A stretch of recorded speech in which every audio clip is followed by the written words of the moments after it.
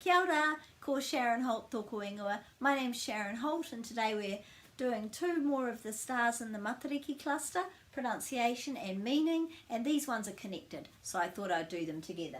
So I've already put the breaks here for you after every vowel. Remember a, e, I, o, u.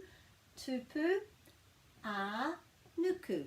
Tupu, a, nuku. And then we've got tupu, a, rangi. Try and remember to roll the R a little bit, and this ngi is quite soft. It sounds down here, ngi, and it's not rangi or rangi, it's rangi.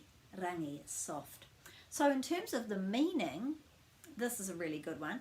So the nuku is referring to Papatuanuku.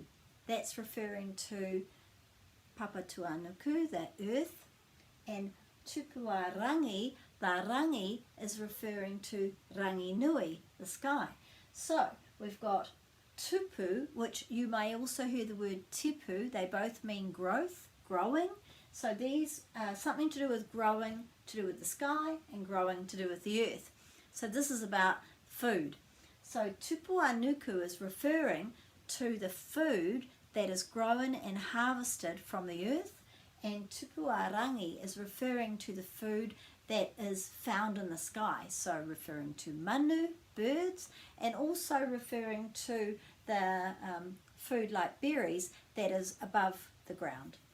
So these are aspects of the Matariki time of year when harvesting some food and storing food and trapping birds, and so these have got a significance, just as all the star names do, towards Matariki time of year.